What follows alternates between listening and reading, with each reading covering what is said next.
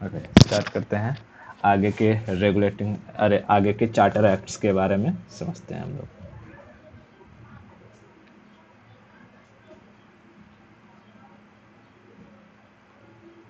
Charter acts हमने 3 देख लिए। कौन कौन से? पहला रेगुलेटिंग एक्ट, रेगुलेटिंग एक्ट 1773, ठीक है। दूसरा हमने देखा कि जो है Pitt's India act, Pitt's India act 1783, sorry 84, ठीक है। एंड तीसरा हमने देखा था कि वीटो पावर, वीटो पावर 1786 में, ठीक है। देख, पिट्स इंडिया एक्ट में हमने देखा था क्या आया था? Controller, board of controller and board of director, board of controller and board of director. तो ये जो दोनों बॉडीज बनाई गई थी वो किसके लिए बनाई गई थी? ब्रिटिश ईस्ट इंडिया कंपनी, ठीक है। ब्रिटिश ईस्ट इंडिया कंपनी को रेगुलेट करने के लिए, ठीक है। अब देख, पहले ब्रिटिश ईस्ट इंडिया कंपनी के ऊपर सिर्फ महारानी के यहाँ से जो चीज़ें आता था, जो भी चार्टर, उसका प्रभाव था, या वहाँ का जो नियम कानून था उसका प्रभाव था। लेकिन अब पहली बार 1784 में ब्रिटिश ईस्ट इंडिया कंपनी के ऊपर डुअल गवर्नमेंट पॉलिसी को लागू किया गया था, जिसमें से बनाया गया था एक बोर्ड ऑफ कंट्रोलर और एक था बोर्ड ऑफ डायरेक्टर, ठीक है। तो ये दोनों को क्या कहा जाता था? Dual government policy, dual government policy, ठीक है। जिसमें बोर्ड ऑफ कंट्रोलर के पास किसका पावर दिया गया? मिलिट्री, मिलिट्री प्लस पॉलिटिकल, और बोर्ड ऑफ डायरेक्टर के पास ट्रेड, ठीक है। यानी कि ब्रिटिश ईस्ट इंडिया कंपनी पर अब 2 लोगों का रूल हो गया, एक बोर्ड ऑफ कंट्रोलर का और एक बोर्ड ऑफ डायरेक्टर का। इसे क्या कहा गया? डुअल गवर्नमेंट पॉलिसी, ठीक है। हाँ, तो तुझे ये वर्ड कई बार सुनाई देगा। तूने हिंदी में सुना होगा द्वैध शासन व्यवस्था, है ना। हाँ, डुअल गवर्नमेंट पॉलिसी। तो dual government policy British east India company पर कब लागू हुआ था?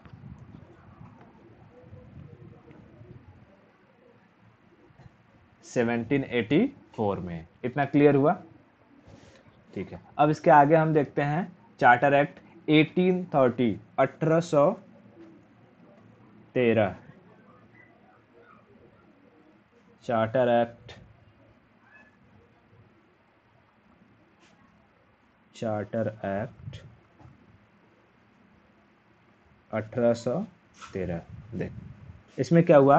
तो इसमें ना पहले क्या था कि भारत में ये जो ब्रिटिश ईस्ट इंडिया कंपनी थी ना, ये यूरोप के दूसरे कंपनीज को भारत में आने नहीं देती थी, ठीक है। वो क्या चाहती थी कि पूरे भारत में मेरा ही राज हो, मैं ही पूरा ट्रेड करूं, और वहाँ यूरोप में पूरा का पूरा एक्सपोर्ट करूं भारत से, और जो जो मुनाफा कमाऊं वो मैं अकेले कमाऊं, ठीक है। जैसे कि भारत में आज के समय में तू देखेगी तो टेली कम्युनिकेशन में सिर्फ 2 ही 3 कंपनियां हैं। एयरटेल हो गया, जियो हो गया, उसके बाद जो कि तेरा वोडाफोन आइडिया वाला हो गया, वीआई जिसे कहते हैं, है ना। लेकिन कुछ साल पहले देखती है, आज से 10 साल पहले, 5 साल पहले, तो तुझे मतलब कि कम से कम में तो 6 7 8 कंपनियां देखने को मिलती है, जिसमें से एयरसेल, उसके बाद तेरा क्या क्या आया था, ये MTNL का बहुत अच्छा खासा था, BSNL का तो है अभी लेकिन उतना अच्छा पावर में नहीं आती है। उसके बाद तेरा ये तूने वो देखा था यूनिनार हो गया, सेल्यूनार हो गया, तरह तरीके से टेलीकम्युनिकेशन में कंपनियां आई थी। तो उससे जनता को फायदा हो रहा था, हम लोग को। लेकिन अब धीरे धीरे देखते देखते क्या हो रहा है कि एक मोनोपॉलिसी आ रही है टेलीकम्युनिकेशन में। कुछ समय में मुझे लगता है जियो के सामने कोई भी नहीं टिक पाएगा, ना तो भारतीय एयरटेल, ना तो वोडाफोन और आइडिया, है ना। तो इसी तरीके से जो ब्रिटिश ईस्ट इंडिया कंपनी थी वो भारत में यूरोप से किसी दूसरी कंपनी को आने नहीं देती थी, ठीक है। तो 1813 में क्या कहा गया कि अब भारत में ब्रिटिश ईस्ट इंडिया कंपनी की मोनोपोली नहीं रहेगी, ठीक है। अब जैसे ही ये बोला गया, ब्रिटिश ईस्ट इंडिया कंपनी के पैर के तले से जमीन खसक गया। बोला बाप रे बाप, यानी और कंपनियों की एंट्री होगी, तब तो जो कि कंपटीशन होगा, माल का रेट सस्ता करना पड़ेगा, लोगों से सस्ते दर पर खरीदना पड़ेगा। तो ब्रिटिश ईस्ट इंडिया कंपनी ने ना बोर्ड ऑफ जो ये थे डायरेक्टर थे, उन लोग को थोड़ा पैसा वैसा खिलाया और कहा कि भाई एक काम करो ना, आप वहाँ से बात करो कि जो भी कंपनी आएगी ना वो चीन के साथ ट्रेड नहीं करेगी और भारत से टी का एक्सपोर्ट नहीं करेगी, ठीक है। यानी इन लोगों ने चीन के साथ व्यापार और चाय का व्यापार दोनों अपने अंडर में रख लिया। यानी चीन के साथ व्यापार कौन करेगा? सिर्फ ब्रिटिश ईस्ट इंडिया कंपनी करेगी, और भारत से चाय का एक्सपोर्ट यूरोप में कौन करेगा? ब्रिटिश ईस्ट इंडिया कंपनी ही करेगी। बात समझ में? तो बड़े चालाकी से इन लोगों ने ये दो जो कि ट्रेड को बचा लिया उन लोगों ने। और बाकी पार्सली, पूरी तरीके से तो नहीं, पार्सली तौर पर ब्रिटिश ईस्ट इंडिया कंपनी की मोनोपोली को खत्म कर दिया गया, ठीक है। तो पहली हम बात क्या लिख सकते हैं? ब्रिटिश ईस्ट इंडिया कंपनी की जो मोनोपोली थी वो पार्सली स्टॉप्ड हुई। मोनोपोली, मोनोपोली किसका? ब्रिटिश ईस्ट इंडिया कंपनी की एंड हुई। क्या ये कंप्लीटली मतलब पूरी तरीके से इसका मोनोपोली खत्म हुआ था? नहीं, पार्सली, पार्सली। इन लोगों ने किसके साथ व्यापार करना अपने अंडर में रख लिया? चाइना के साथ। चाइना और चाय, टी। टी का एक्सपोर्ट ये लोग भारत से यूरोप में करते थे, ठीक है। यही कंपनी करेगी, ब्रिटिश ईस्ट इंडिया कंपनी ही। बल्कि उसके बाद चाहे पुर्तगाली आए, चाहे फ्रांसीसी आए, चाहे कोई आए, उनको भारत से मसाला खरीदना है, खरीद करके ले जाओ। मछली भेजना है, ले जाओ, ठीक है। मिनरल्स खरीदना, मिनरल्स जो कि वहाँ एक्सपोर्ट करना है, करो, कोई दिक्कत नहीं है। लेकिन कोई भी दूसरी कंपनी चाइना के साथ व्यापार नहीं करेगी और भारत से चाय का एक्सपोर्ट नहीं करेगी, ठीक है। तो इन लोगों ने चीन के साथ व्यापार और चाय का व्यापार अपने लिए क्या रख लिया? रिजर्व रख लिया, मतलब सुरक्षित। रिजर्वेशन हो गया ना, मतलब रिजर्व रख लेना, क्योंकि एक सिर्फ मेरे लिए ही रहेगा, ठीक है। उसके बाद इसी चार्टर एक्ट 1813 के तहत क्या कहा गया कि भारत में अब एजुकेशन पर ध्यान दिया जाएगा और एजुकेशन के लिए 1 लाख रुपए सालाना खर्चा किया जाएगा। सोच, उस वक्त में एजुकेशन पर 1 लाख रुपए, ठीक है। यानी दूसरी चीज क्या कहेगी? एजुकेशन, एजुकेशन, एजुकेशन पर कितना खर्चा किया जाएगा? 1 लाख रुपए एनुअली, ठीक है। हाँ, फिर इसी में कहा गया कि भारत में अब क्रिश्चियनिटी को फैलाया जाएगा। क्रिश्चियनिटी का प्रचार प्रसार बड़े पैमाने पर किया जाएगा। तो क्रिश्चियनिटी को फैलाने के लिए मिशनरीज भारत में आने लगे, है ना। तीसरी चीज क्या कहेगी? क्रिश्चियनिटी,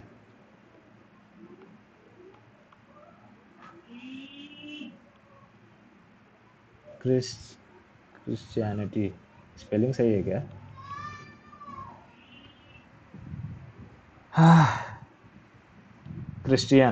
क्रिश्चियनिटी का प्रोपोगेट किया जाएगा। क्रिश्चियनिटी प्रोपोगेशन, क्रिश्चियनिटी प्रोपोगेशन बड़े पैमाने पर किया जाएगा, ठीक है, ठीक है। तो चार्टर एक्ट 1813 के तहत क्या क्या हुआ? पहली चीज कि ब्रिटिश ईस्ट इंडिया कंपनी की जो मोनोपोली थी उसे पार्सली खत्म कर दिया गया। ब्रिटिश ईस्ट इंडिया कंपनी ने चाय का व्यापार और चीन के साथ व्यापार अपने लिए रिजर्व रख लिया। फिर वहाँ से क्या कहा गया इंग्लैंड से कि भारत में एजुकेशन पर हर साल 1 लाख रुपए खर्च किए जाएंगे, ठीक है, और भारत में जो क्रिश्चियनिटी है उनका प्रचार प्रसार किया जाएगा, ठीक है। तीन चीज क्या क्या है? तीन चीज बोल फटाफट जल्दी।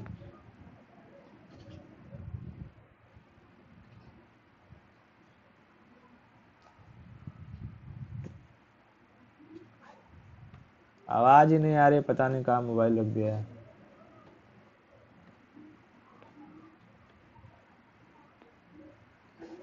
हाँ, ओके, ठीक है, इतना क्लियर हुआ? ठीक है, उसके बाद आता है, ये चौथा हो गया, पांचवा 1833 का charter act. Charter act charter act 1833 1833 1833 आते आते क्या कहा गया इस चार्टर एक्ट में कि ये जो ब्रिटिश ईस्ट इंडिया कंपनी है ना, इसकी मोनोपोली को कंप्लीटली खत्म कर दो। अब जो भी कंपनी है वो चाय का भी व्यापार कर सकती है, चीन के साथ भी व्यापार कर सकती है, ठीक है। चाय का भी व्यापार कर सकती है और चीन के साथ भी व्यापार कर सकती है। यानी कि ब्रिटिश ईस्ट इंडिया कंपनी की जो मोनोपोली थी वो कंप्लीटली एंड हो गई। Ended, monopoly ended completely, ended completely, ठीक है। पूरी तौर से ब्रिटिश ईस्ट इंडिया कंपनी की मोनोपोली भारत से खत्म हो गई, ठीक है। मोनोपोली खत्म होने का मतलब क्या कि कंपनी खत्म हो गई? नहीं, मतलब दूसरी कंपनियां भी भारत में आकर के व्यापार कर सकती हैं। वो जो चाय का और चीन के साथ व्यापार रिजर्व रखा था उन लोगों ने, उस पर भी अब दूसरी कंपनियां ट्रेड कर सकती हैं, ठीक है, ओके। अब उसके बाद क्या था कि इस ब्रिटिश ईस्ट इंडिया कंपनी में ना देखा गया था कि कुछ जैसे कि क्या होता है, कोई कंपनी बनता है, जैसे मान लो टाटा कंपनी है, तो टाटा कंपनी में बहुत सारे मेंबर्स होते हैं। कुछ मेंबर्स होंगे जो इकोनॉमिकल एडवाइस देते होंगे, कुछ मेंबर्स होंगे जो उनके अगर कोई केस फंस गया, यानी कि किसी ने टाटा पर कोई केस ठोक दिया, तो वो चीज़ लीगल है या नहीं है उसकी लीगल एडवाइस जो कि देते होंगे। कुछ होंगे जो उनकी प्लानिंग को बताते होंगे कि अच्छा क्या क्या प्लान करना है, किस तरीके से हमें किस फील्ड में डेवलपमेंट करना है कि नहीं? तो वैसे ही ब्रिटिश ईस्ट इंडिया कंपनी में एक लीगल एडवाइज़र को ज्वाइन करवाया गया, ठीक है। एक लीगल एडवाइज़र जो ब्रिटिश ईस्ट इंडिया कंपनी को क्या कर सके, लीगल एडवाइस दे सके, उसकी नियुक्ति की गई, ठीक है। हाँ, तो इस चार्टर एक्ट 1833 के चार्टर एक्ट के तहत क्या करा गया, legal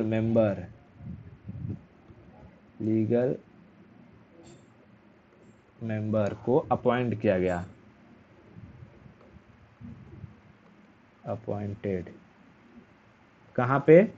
British east India company में, ठीक है। जो क्या करेगा, ब्रिटिश ईस्ट इंडिया कंपनी को लीगल एडवाइस देगा, है ना, कानूनी सलाह कि क्या सही है क्या गलत है, किसके लिए कैसे करना है कैसे नहीं, ठीक है, ओके। तो चार्टर एक्ट 1813 के तहत क्या क्या हुआ था 1813?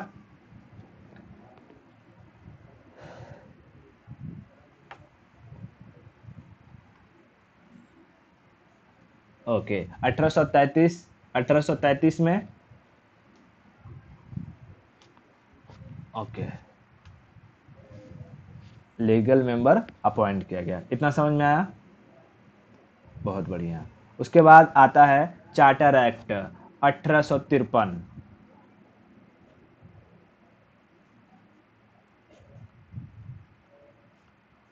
चार्टर एक्ट 1853, ठीक है, चार्टर एक्ट 1853। 1853 के तहत क्या कहा गया कि भाई एक्चुअली में ये जो लीगल मेंबर था ना, इसने देखा कि इस ब्रिटिश ईस्ट इंडिया कंपनी में तो बड़ा धांधली हो रहा है। साला जिसको जो कि गाड़ी चलाने नहीं आती उसको ड्राइवर रख ले रहे हैं, जिसको घोड़ा चलाने नहीं आता उसको घोड़ा चलाने वाला रख ले रहा है, यानी कि जिसको अकाउंटिंग नहीं आ रही है उसको अकाउंटेंट रख ले रहा है, और वहाँ पर दिखा रहा है कि इस अकाउंट को इतना सैलरी दे रहा है ना। हाँ, मैनेजर का पोस्ट है तो मैनेजर पर जो कि किसी अकलोल बकलोल को रख लिया है, कम पैसा दे करके वहाँ ब्रिटेन में दिखा रहा है कि हम उसको इतना पैसा दे रहे हैं और सारा पैसा खुद हड़प रहा है। तो इस लीगल मेंबर ने ना ब्रिटेन में एक चिट्ठी लिख दी कि ऐसा ऐसा हो रहा है वहाँ पे। तो वो लोग बोले अरे बाप रे बाप, ऐसा है क्या। महारानी बोली वाह वाह लीगल मेंबर वाह, बोले तूने तो अच्छी बात बताई। तो वो महारानी ने कहा कि अब एक ना लीगल काउंसिल खोल दो वहां पे भारत में, जो पूरी देख रेख करेगी कि साला क्या हो रहा है क्या नहीं हो रहा है। ठीक है, तो क्या किया गया, लीगल काउंसिल ओपन किया गया, काउंसिल, जिसमें सिर्फ एक मेंबर नहीं, काउंसिल हो गया तो कई सारे मेंबर्स होंगे। हाँ, तो इसमें बहुत सारे मेंबर रखे गए जो किसकी जांच करते थे, ब्रिटिश ईस्ट इंडिया कंपनी में क्या सही से हो रहा है क्या नहीं हो रहा है। और इसी के तहत एक ऑर्डर पास किया गया कि अब ब्रिटिश ईस्ट इंडिया कंपनी में अगर कोई पोस्ट पर किसी को रखना है तो एग्ज़ाम के जरिए रखा जाएगा, और वहीं से शुरू होती है यूपीएससी, स्टेट पीसीएस, इन सब की सिविल सर्विसेज की एग्ज़ाम की जो कि तैयारी शुरू होगी। ठीक है, और तब पहली बार ओपन, खुली प्रतियोगिता जिसे कहते हैं, ओपन कंपटीशन को स्टार्ट किया गया। ठीक है, खुली प्रतियोगिता, ओपन कंपटीशन, यानी कि जो लायक है वो आए एग्ज़ाम दे, और जो जिस पोस्ट के लिए क्वालिफाई करेगा उसे उस पोस्ट पर रखा जाएगा। ओपन कंपटीशन, ठीक है, exams like civil services, civil services start हुआ। बात समझ में आया। तो चार्टर एक्ट 1853 के तहत क्या क्या हुआ,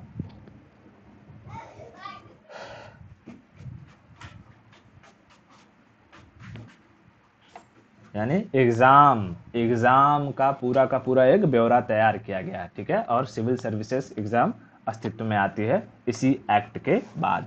इतना समझ में आया।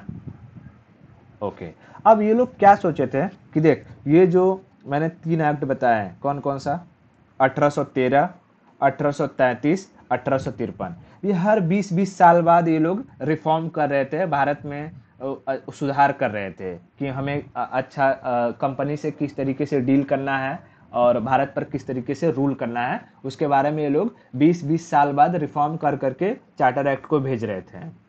ठीक है, फिर ये लोग का सोच क्या था कि अगला चार्टर एक्ट फिर 20 साल बाद भेजेंगे 73 में, लेकिन इसी बीच में जितने यहाँ पर ब्रिटिशर्स थे वो लोग कुछ आ गए, बहुत मार खाए और रिवोल्ट हो गया 1857, है ना।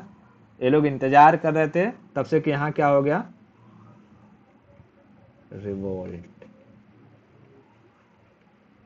कब, 1857 का रिवोल्ट हुआ, और ये इतना भयंकर रिवोल्ट था कि पूरा इंग्लैंड हिल चुका था, समझ ले एक तरीके से। इन लोगों को, यहाँ के जो सैनिक थे उन लोग को, जो भारतीय थे वो लोग घर में पकड़ पकड़ के, मूसर जानते, मूसर लोढ़ा जो मिला ना उससे कूच कूच के मारे थे।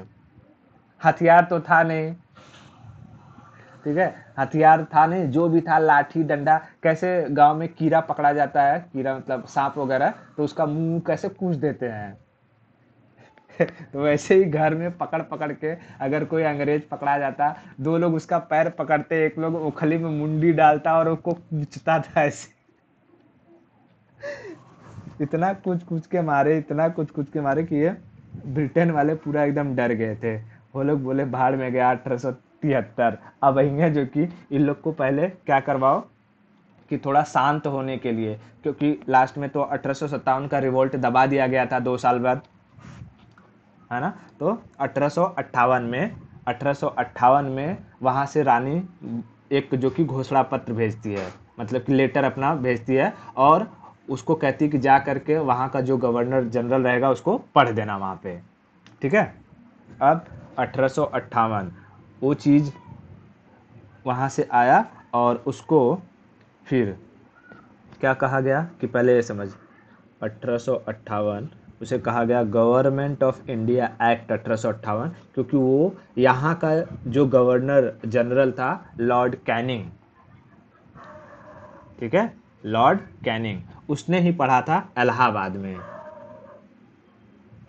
तो government of India act, government of India act 1858, ठीक है, 1858, गवर्नमेंट ऑफ इंडिया एक्ट 1858। इसमें रानी का एक घोषणा पत्र आया, क्वीन डिक्लेरेशन, और कहा गया क्वीन डिक्लेरेशन, घोषणा पत्र आया, और इस घोषणा पत्र को किसने रीड किया, लॉर्ड कैनिंग ने, कैनिंग, कहाँ पर, तो इलाहाबाद में प्लेस था, इलाहाबाद में। इसमें लिखा गया था, इसमें लिखा गया कि भैया अब से कोई भी नियम कानून इंग्लैंड में बन के भारत में नहीं आएगा, जो भी नियम कानून बनेगा वो भारत में बनेगा, ठीक है। पहली बात यहाँ क्या कहेगी कि no charter act, no charter act, यानी चार्टर का मतलब, चार्टर एक्ट का मतलब कोई भी नियम कानून वहां से बन के नहीं आएगा, अब यहीं बनेगा भारत में, ठीक है।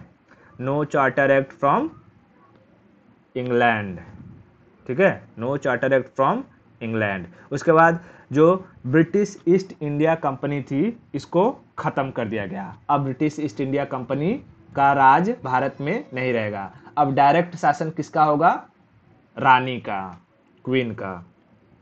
तो ब्रिटिश ईस्ट इंडिया कंपनी को एंड कर दिया गया, एंडेड, खत्म कर दिया गया पूरी तरीके से, ठीक है। भारत पर अब रूल किसका रहेगा, queen rule,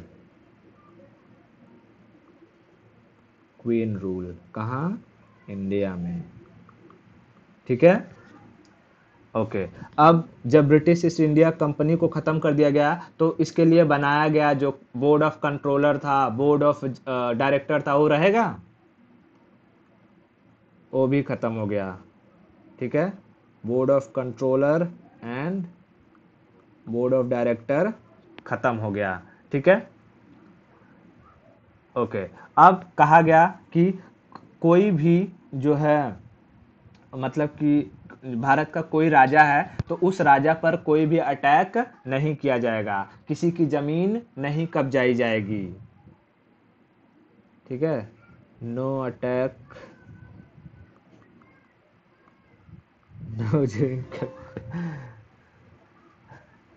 no attack on king, ठीक है। ओके, उसके नो जमीन कब्जाएंगे, नो बकरवाल, वारे बकरवाल,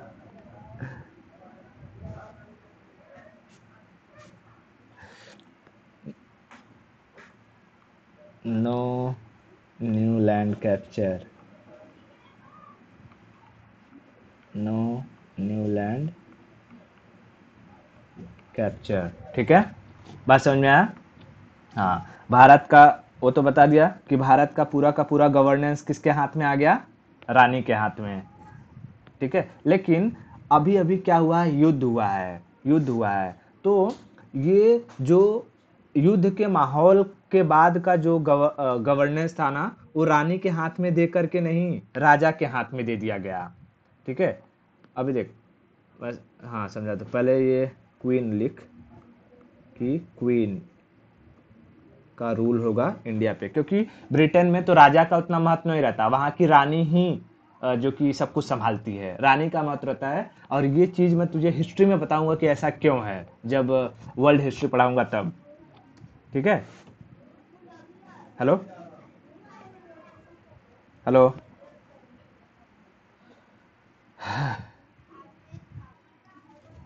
देख क्या था कि अभी पूरा का पूरा जो रूल था वो रानी का ही चलेगा, लेकिन क्योंकि अभी युद्ध हुआ है तो युद्ध के बाद ना यहाँ पर भारत में तू सोच देखेगी तो तुझे ये मेंटेलिटी है कि कोई महिला शासन नहीं कर पाएगी या महिला उतने अच्छे से नहीं चला पाएगी।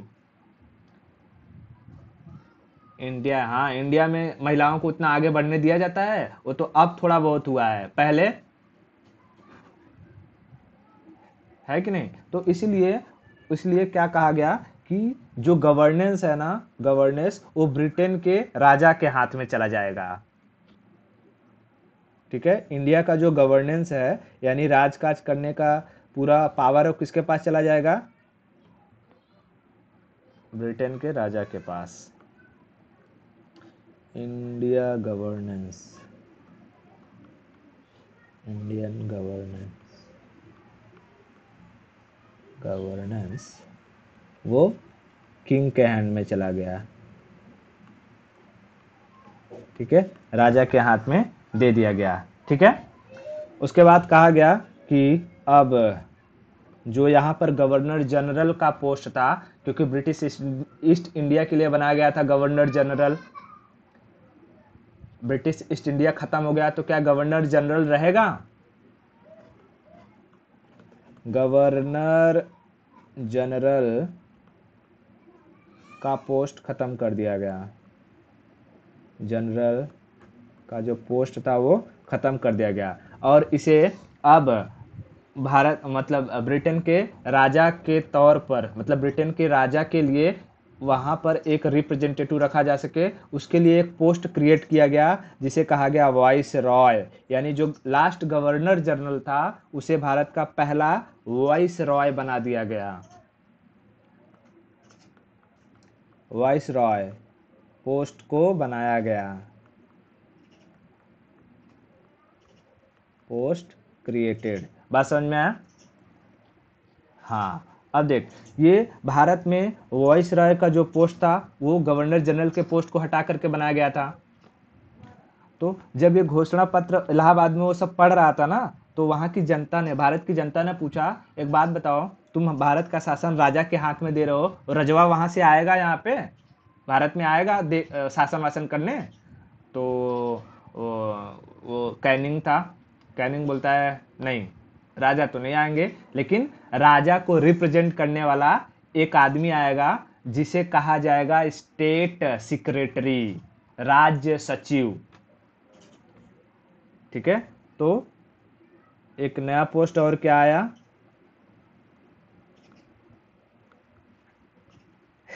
State secretary, envoy, envoy. हाँ, दूत हिंदी में बोलते हैं।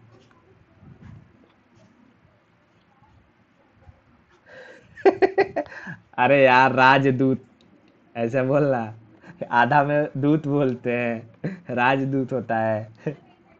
किसी राज्य का दूत राजदूत, और यमराज का दूत यमदूत। समझ में आया? हम्म, तो डायरेक्टली अगर यमराज आ गए तो यम का राज यमराज, और उनका दूत आया तो यमदूत। और आदमी थोड़ा ही बोलता है दूत दूत।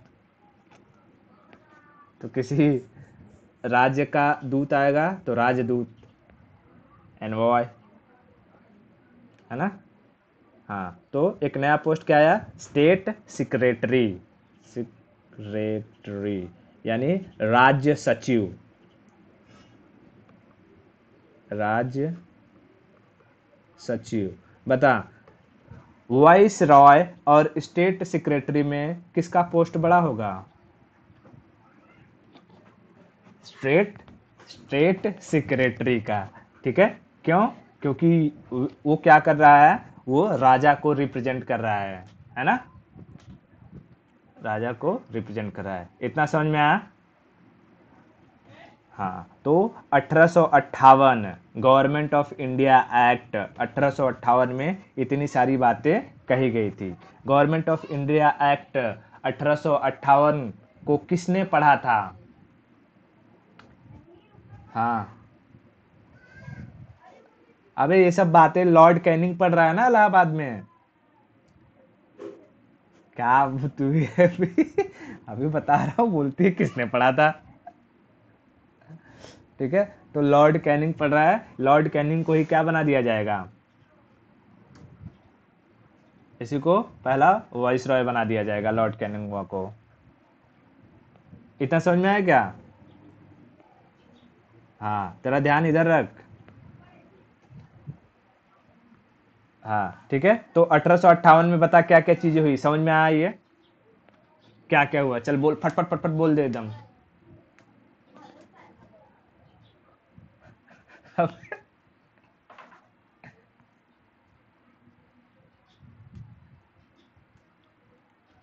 बरोबर।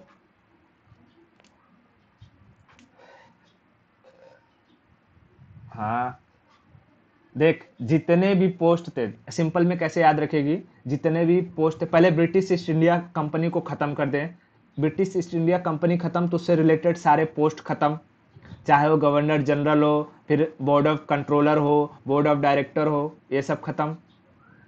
अब ब्रिटिश ईस्ट इंडिया खत्म, यानी पावर किसी और को देना पड़ेगा, तो पावर उठा करके किसे दे दिया गया, राजा के हाथ में दे दिया गया।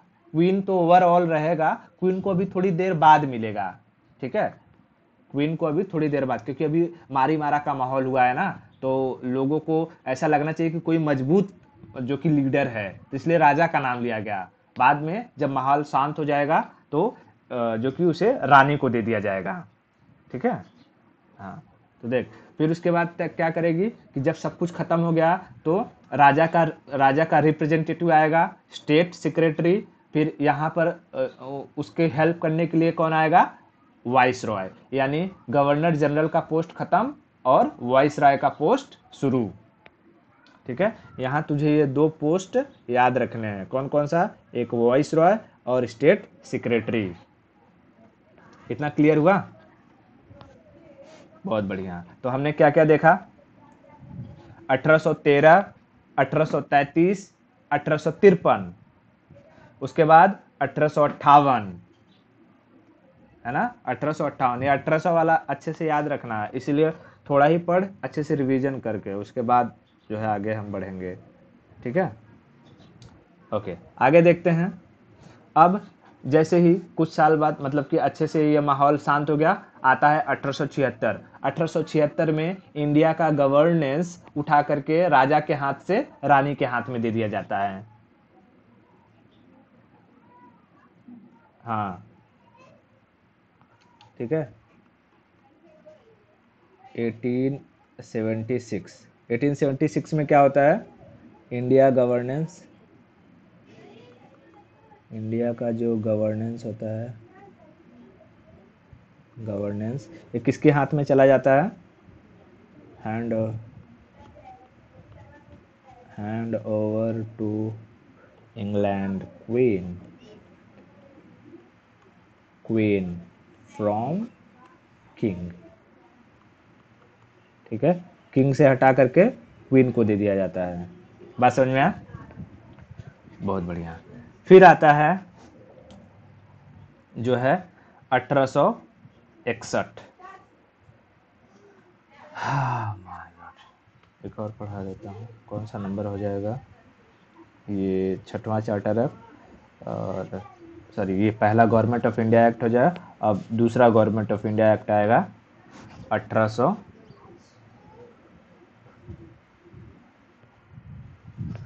ये जो कि 61 वाला। ठीक है, 1861। ये 76 यहाँ याद रखना, क्यों मैंने बताया, क्योंकि पावर का जो इधर से उधर हुआ है ना, इसलिए इसमें यहाँ डेट है बता दिया हूँ।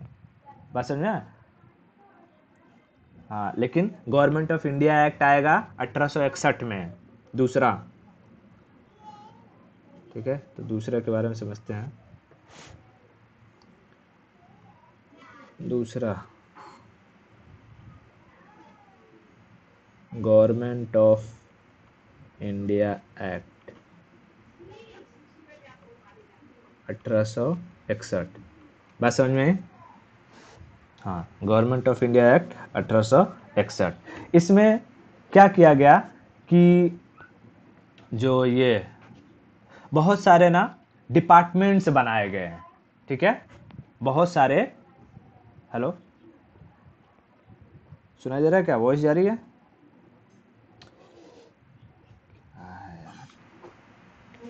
ओके, देख, अब government of India act 1861, Bharat का वॉइस रॉय कौन है? कैनिंग। ठीक है, वॉइस रॉय कौन है? कैनिंग। वॉइस रॉय है कैनिंग। कैनिंग। इसके समय में क्या क्या चीजें, अब यहीं से जो भी एक्ट बनेगा, जो भी नियम कानून बनेगा, यहीं पर बनेगा, भारत में ही। हाँ, तो भारत में इसने ना क्या किया कि अब अलग अलग डिपार्टमेंट संभालने के लिए अलग अलग मंत्रालय बनाया।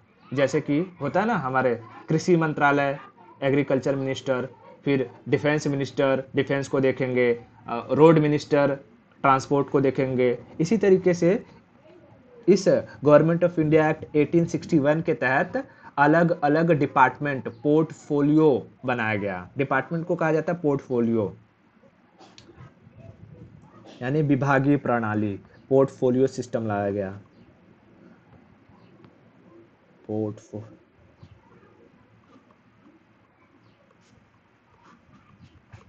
Portfolio system. पोर्टफोलियो सिस्टम को हम क्या कहते हैं? डिपार्टमेंट। डिपार्टमेंट, ठीक है, पोर्टफोलियो सिस्टम लाया गया, डिपार्टमेंट।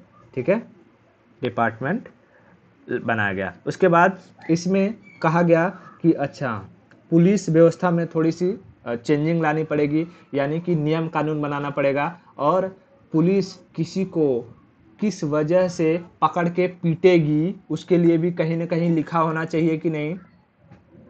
हाँ, किसी को अगर किसी ने मर्डर कर दिया है तो उसे क्या चार्जेस लगा करके पकड़ेगी, किसी का हाथ पैर तोड़ दिया है क्या चार्जेस लगा कर पकड़ेगी। इसलिए पुलिस के लिए बनाया गया आईपीसी, इंडियन पीनल कोड, यानी तुम्हें पुलिस किस धारा के तहत पकड़ के लतियाएगी। ठीक है, Indian penal code, Indian penal code बनाया गया। और उसके बाद जब पुलिस तुम्हें थूर थार लेगी, तुम्हारा चेहरा सुजा देगी, फिर तुम्हें कोर्ट में ले जाएगी और कोर्ट में केस चलेगा, तो कोर्ट तुम्हें किस धारा के तहत कौन सी सजा देगी, उसके लिए बनाया गया CrPC. CrPC, criminal procedure code, है ना? क्या? हाँ हाँ, और तब से कोई चेंजेस भी नहीं हुआ है। प्रोसीजर कोड, ठीक है, क्रिमिनल प्रोसीजर कोड। बात समझ में आया? ओके, क्योंकि इसके समय में ना पूरा का पूरा कई सारे डिपार्टमेंट बने थे। इसके लिए डिपार्टमेंटल विभाग का जो कि फादर कहा जाता है लॉर्ड कैनिंग को। ठीक है, कई बार पूछता भी है ना? डिपार्टमेंटल विभाग का फादर ऑफ डिपार्टमेंटल, ये विभाग तो वही हो गया यार, सिस्टम या डिपार्टमेंटल सिस्टम जो भी बोलो, वो पूछता है तो किसको कहा जाता है? कैनिंग को। इतना समझ में आ गया? बहुत बढ़िया। उसके बाद तीसरा हम देख लेते हैं, गवर्नमेंट ऑफ इंडिया एक्ट 61 हो गया, 92। गवर्नमेंट ऑफ इंडिया एक्ट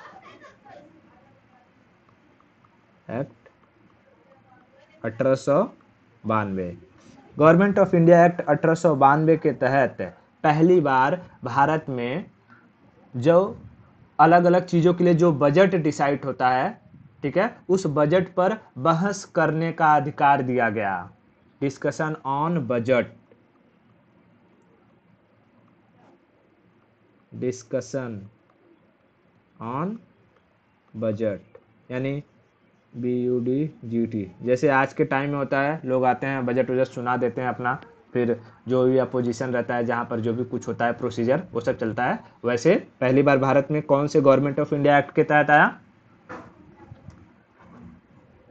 92 के तहत। और इसी के तहत भारत में इलेक्शन करवाने की बात कही गई। ठीक है, इलेक्शन,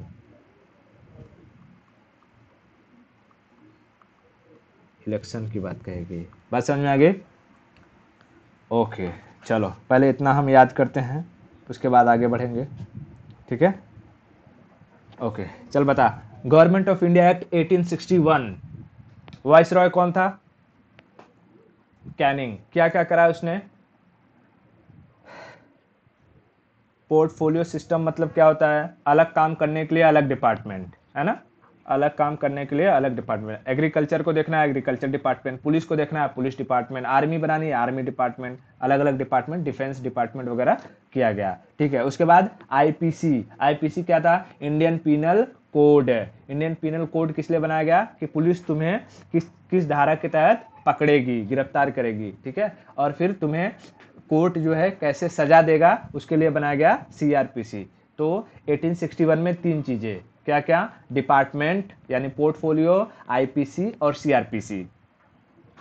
ठीक है, उसके बाद 92 में बजट पर डिस्कशन, इलेक्शन, बजट पर डिस्कशन, इलेक्शन, बजट पर डिस्कशन, इलेक्शन। बात समझ में आया? ओके। और पहला जो गवर्नमेंट ऑफ इंडिया एक्ट था 1858, उसमें क्या क्या हुआ?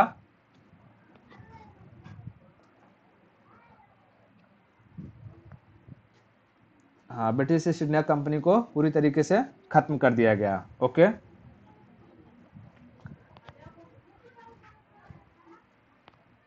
हटा दिया गया, बरोबर। हाँ,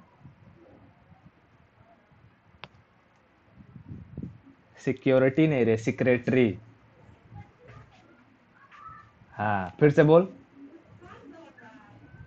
सिक्रेटरी। अच्छा, वो खा रही है साला, इधर भूख लगा मेरे को।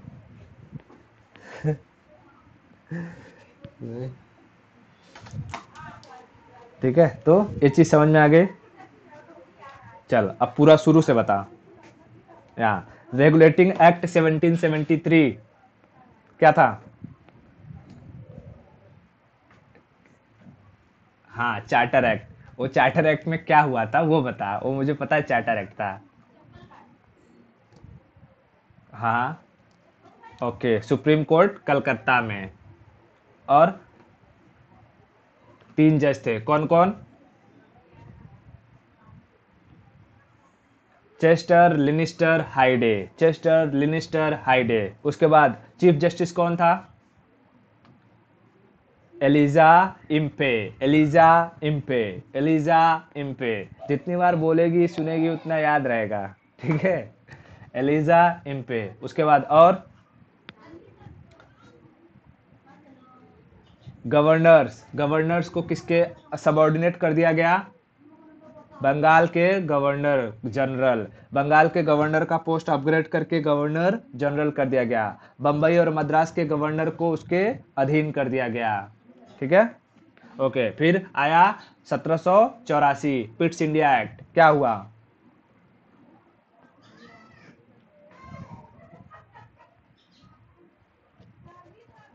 Controller, board of controller, board of director. इसे क्या कहा गया? ब्रिटिश ईस्ट इंडिया कंपनी पर द्वैध शासन, यानी dual government policy on British east India company implemented. Board of controller के पास कौन सी पावर थी? मिलिट्री और पॉलिटिकल पावर। और बोर्ड ऑफ कंट्रोलर के पास, अरे डायरेक्टर के पास ट्रेड। बोर्ड ऑफ कंट्रोलर जो थे वो भारत में थे या इंग्लैंड में? इंग्लैंड में थे। और जो बोर्ड ऑफ डायरेक्टर होते थे वो इंग्लैंड से इंडिया आते थे। बात समझ में आई? ओके। आगे 86 में क्या हुआ, वीटो पावर दिया गया, किसे, गवर्नर जनरल को, क्योंकि यहाँ की भारत की सिचुएशन वहाँ बोर्ड ऑफ कंट्रोलर नहीं समझ पा रहे थे। ठीक है, ओके। ये 1700 वाले थे, 1773, 1784, 1786। ठीक है, उसके बाद आते हैं 1800, 1813। 1813 में क्या हुआ,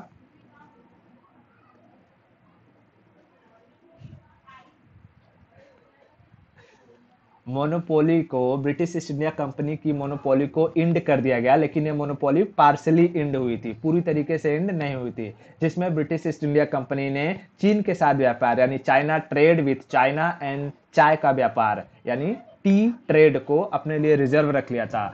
यूरोप की कोई दूसरी कंपनियां चीन के साथ व्यापार नहीं कर सकती और भारत से चाय को ले जाकर के यूरोप में एक्सपोर्ट नहीं कर सकती, ये कर लिया था। ओके, और क्या किया था,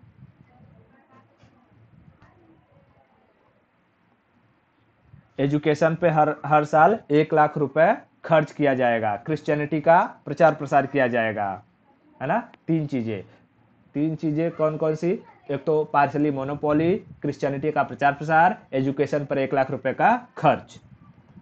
ठीक है, फिर आता है 1820 साल बाद 1833। 1833 में पहला जो मोनोपोली थी वो पूरी तरीके से खत्म हो गई और उसको एक लीगल एडवाइस देने के लिए एक मेंबर को नियुक्त किया गया।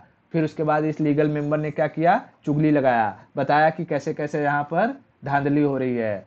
ठीक है, उसके बाद 20 साल बाद फिर से 1853 में जब आया चार्टर एक्ट, फिर उसमें कहा गया कि अब एक काउंसिल बनाया जाएगा और काउंसिल बना करके कि ब्रिटिश ईस्ट इंडिया कंपनी में एक ओपन ओपन एग्जाम मतलब कि ओपन कंपटीशन की सिस्टम को चालू किया गया और उसी के तहत सिविल सर्विसेज वगैरह एग्जाम स्टार्ट करे गए।